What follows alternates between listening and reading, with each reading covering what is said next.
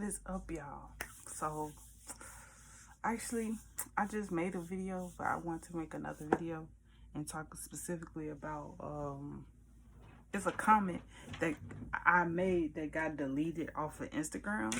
I don't know what type of vendetta that Instagram got towards me right now, but they busted my chops for real, because I don't even think I cussed in this comment. So for them to take away my comment saying that it's violating their policies, I need them to recheck their policies. Because today, even tonight, I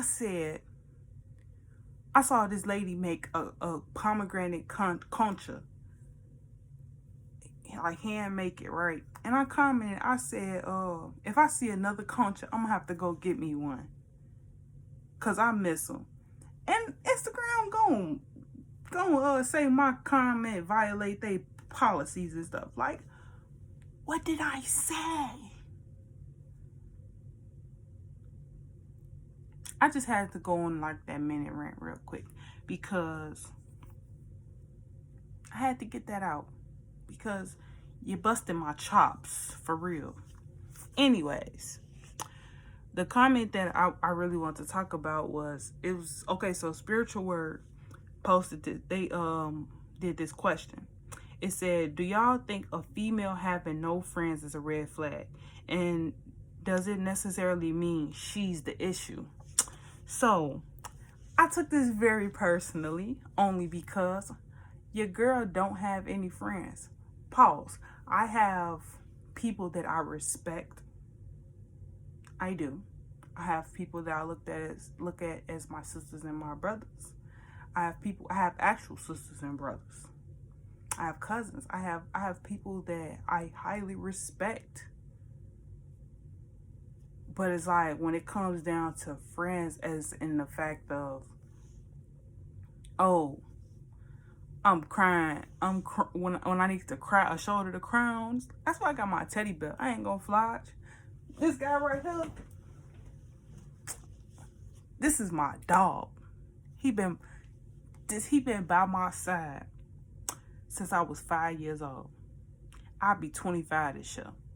Say what you want, I don't care. James is my guy. He been holding my tears since I was 5 years old. Him and God, so it's like, do I really need somebody to cry to, for real? As in like a person. At least that's how I look at it.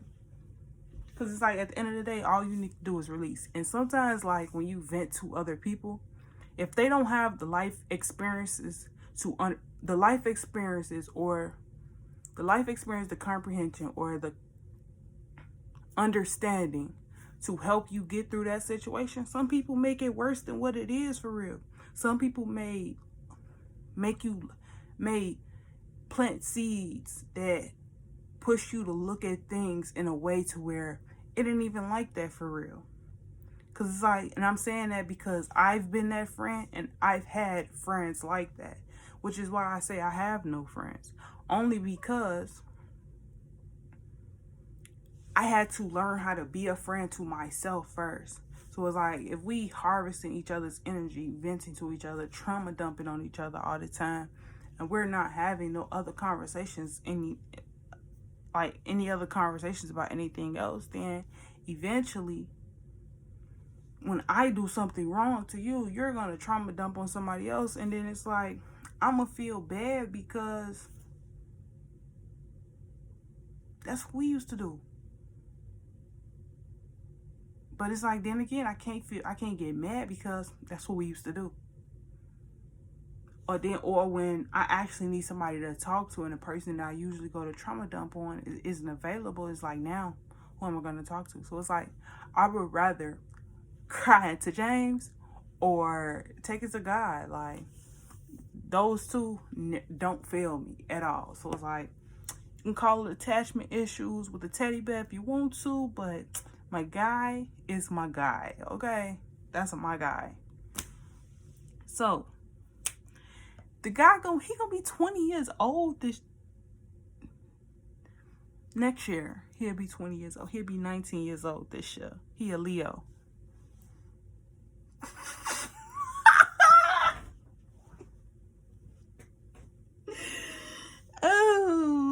That's funny.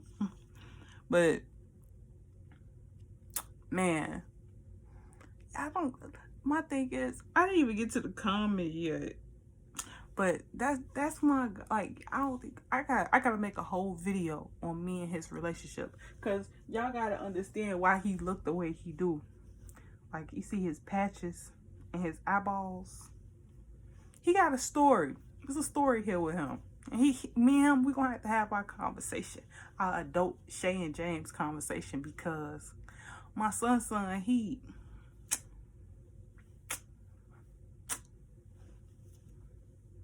ain't been through some stuff with me, and it's cool. Now let's get to the comment now, since we 6 minutes into this video. So the question says, do y'all think a female having no friends is a red flag? And does it necessarily mean she's the issue? I said, I have none. I talk to God and vent to other people here and there just to gain perspective. I learned that I don't need friends or people.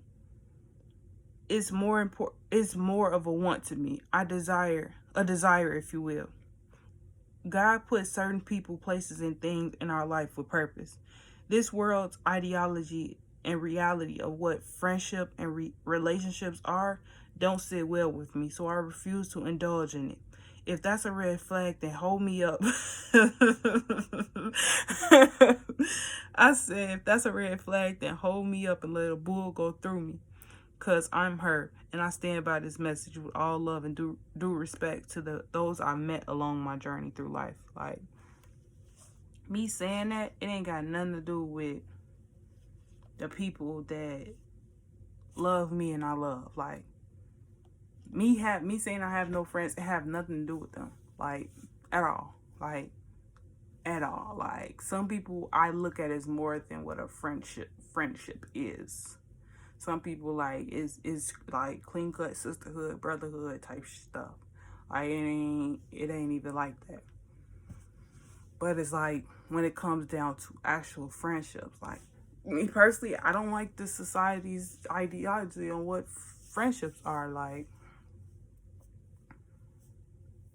Cause like, when I hear my grandma's story, for instance, my grandma, she had friends. Like, my grandma is 80 years old. She had friends that she's been friends with for 70 years. Like, 60 years, 50 years. Like, she be telling me these stories and stuff of her friendships and how they all helped each other get through certain things. Like, she said it was this one time where she couldn't afford to get her kids some clothes, and one of her friends came through, blessed her and her kids with what they needed. And it's like, they don't make them like that no more.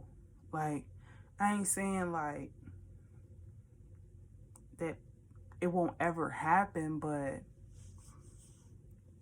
it's very rare in our generation that people love like that. Like, for one, we weren't raised in that environment of love. Like, that is Southern love. Like, my grandma from the South, but it's like, I'm from the city.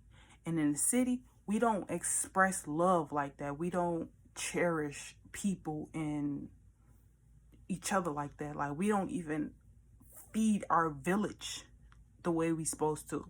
So when it comes down to friendships and different things like that, I don't expect anything from anybody. I just know, like, it's not worth it.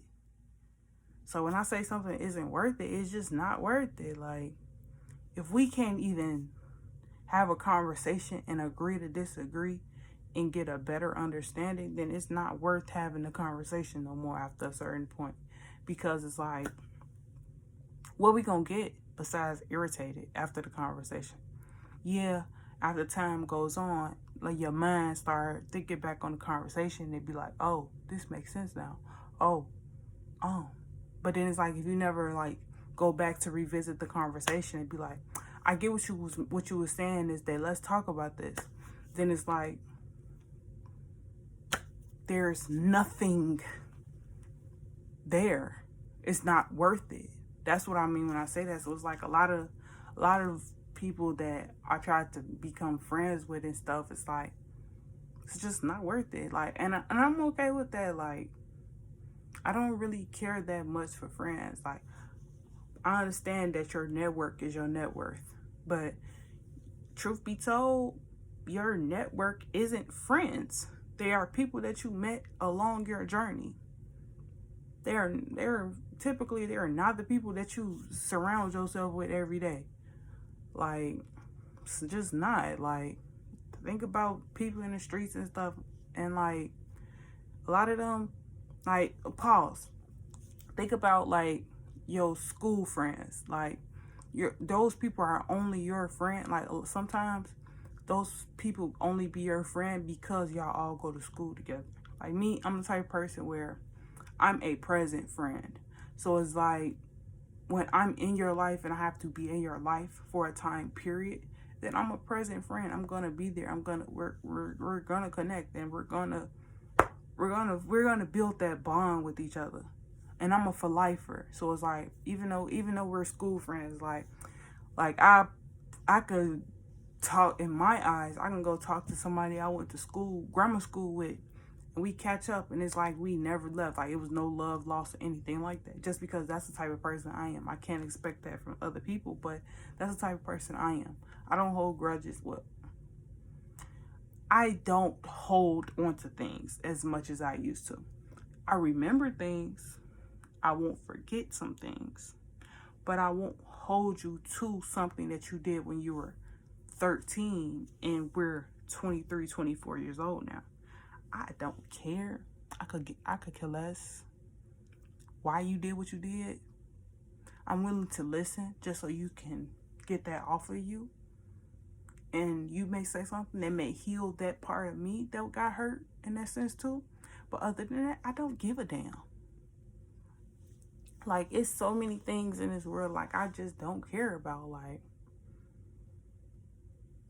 because I'm a firm believer in the fact that people come into your life for a reason, a season, or a lifetime. Every day they in your life, they show you who they are and what they in your life for.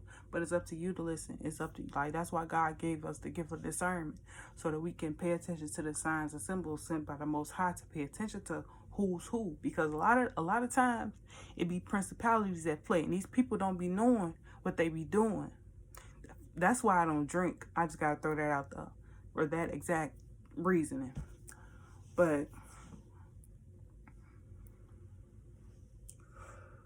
like, I highly respect the people that come across my path, because I know that God put them there.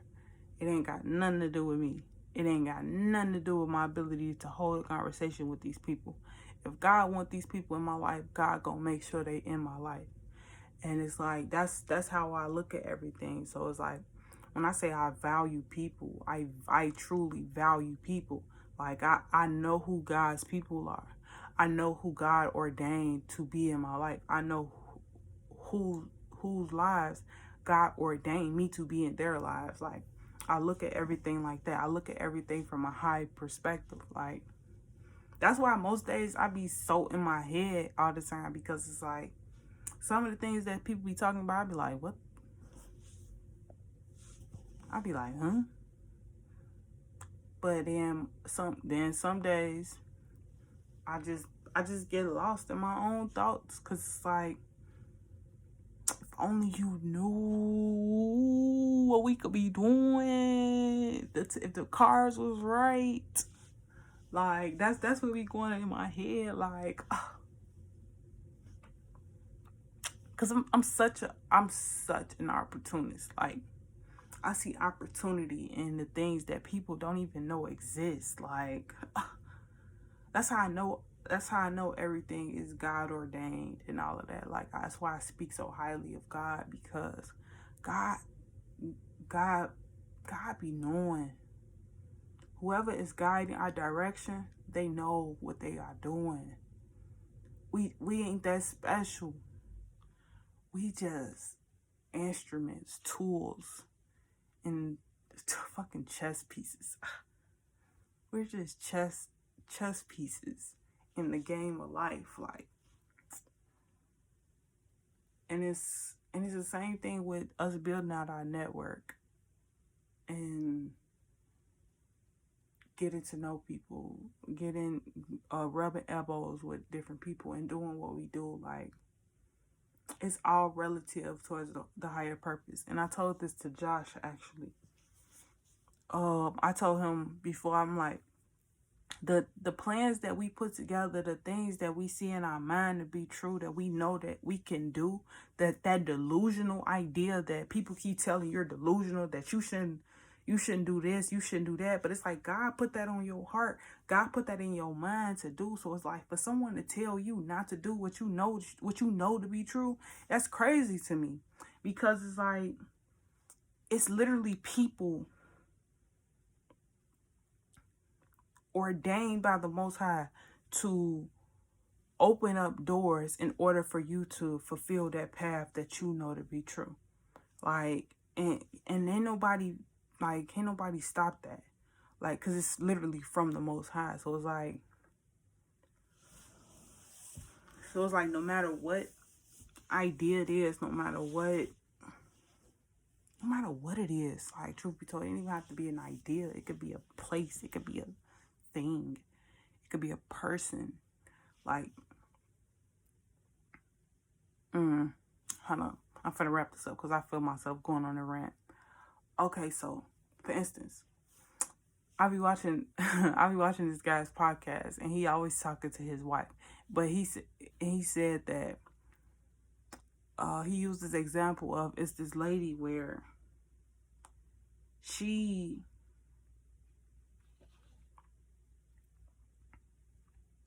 said she want to get married. She had not met her husband yet. She don't know how he looks. She don't know what he do. She don't know nothing about him. But she do know she would like to be married. So what she did was she started buying little things to manifest that. And so, like, this man on this podcast that I like watching, he says, so he starts talking to his wife, like, all the things he would want to say to her, that he would want her to listen. He speaks to her in that way. He's speaking her into his existence. And I look at everything like that in life. Like, because I've been doing that for a little while now with my dreams, with my goals. Like, I speak everything into existence as if it's in front of me right now. Like, I'm doing these videos with intention. Like, some days, yeah, it may seem like I'm just uploading videos, going on a rant, talking about stuff that's meaningless, but I guarantee a person that needs someone to relate to, they'll click on one of my videos and they may find something that relates to them in their situation, only because the Most High wanted them to watch that specific video. That's why, like, my thumbnails are so what's the word? I want to say similar or congruent, whatever, but it's like I use the same thumbnail for everything, so you can't see what video it is unless you know the title of the video that you want to look for. So I look at it like whatever is yours will find you, no matter what it is. It's literally physically made to you. And it's like that's how I look at when it comes down to us chasing our goals and our dreams and stuff. Like, everything is shaped and molded to help you get to where you're gonna go. Like, for instance, like back the, I don't know if you can see it, I got that book. It's called Black Labor, White Wealth by Dr. Clyde Anderson. And in that book, I bought that book after I watched his Breakfast Club interview. And before I even bought that book, I never heard of this man, first off. But I had been on this world domination plan. If you want to know about world domination, you got to stay tuned to what your girl be doing. But I had came up with this world domination plan. So I started collecting things that can put me in a position to create this life that I see as possible. Because listen here, when I have kids, they will not be a victim to this system. They will not be enslaved to the dollar. They will not have to deal with the stuff that we have to deal with. And I stand on that. Talk about standing on business. I'm standing on business when it comes down to that, which is why I preach about this world domination plan. How I do, why I speak about the things that I do, why I even made this YouTube channel, because it's like we are all called for a purpose. And then my thing is like, everybody talk about this a lot, but people don't talk about the fact that in us being called for a purpose, the purpose that we are called for is unity. We are all woken up to rise up to this grand perspective of who we are, what we came here to do. And once we get to that state of consciousness, now we have to go do what we came here to do. And that's to unite the people. Like, the Most High ain't finna let us live in no chaos. Like, this next generation of kids, like, I just heard someone say this on this show I'm watching.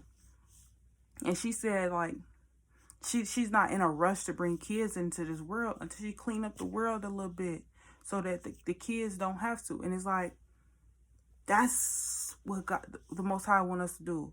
Want us to clean up the world a little bit before we start bringing in life and doing all and planting all these seeds. Because it's like, imagine trying to plant seeds, grow fruit on a desert island. You ain't got no water. You ain't got the proper soil. You barely have any seeds. You barely surviving as is. So it's like, you literally cannot grow fruits on things that are dead. Like, fungus grows, but fungus can only be used for so much. Like, it's, everything has its purpose. Everything is relative. So it's like, when it comes down to healing, when people talk about generational curses, it's like,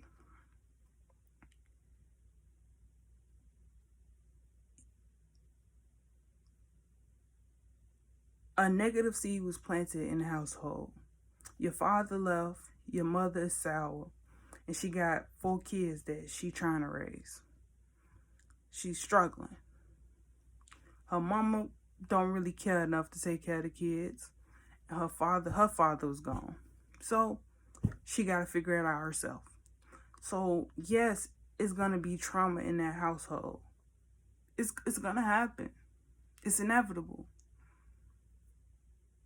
But what if you can plant seeds into the kids to where they can heal their mom and start taking off stress from their mom, so that as she is taking care of them, it's not as hard as it was. Because the thing is, this tattoo is itching very bad. But what I've learned is the fact that us as a community of people, we allowed our single mothers to do all of the work when we could have helped her. Like, for instance, they were just talking about this the other day. Like, when you get that call from school, when you get out of school and you get that call when your mom said, take the chicken out, and you didn't do it. Like, that's a small thing that she asked you to do that you could have did. But it's the fact that we don't have that sense of unity and community and things that's put in place to where kids will look at that situation and be like, this game can be paused. Let me go take this out. It can be done in 5 seconds. Let me go take this out because my mama asked me to do this. And also, I'm not just doing this because my mama asked me to. I gotta eat too. Like, so now, if you don't take it out, now she's upset That's more trauma that she's going to dump onto you. And now it's going to be even more traumatic because now she got to find y'all something to eat. And if she got to spend money, she probably going to spend money that she didn't have to spend, because if you would have took the chicken out, she would have been able to cook a meal for tonight. But now instead she got to go buy something, or y'all got to eat noodles, or y'all just got to breathe for the night. Like, we never really know how all of this, how everything relates to each other. But that's why before I got into this round, I was talking about the world domination plan. World domination plan is to empower us to use this in order to figure this out. That's it. That's all. Like, all we have in this world is each other. And if we don't even have each other, then guess who gonna have us? Looking stuck. I'm gonna leave it at that, because I feel like I'm going on a rant and I'm almost 30 minutes into this video and it's wild to me. So what I'm gonna say is peace and love. Enjoy your day and don't let no player get in your way.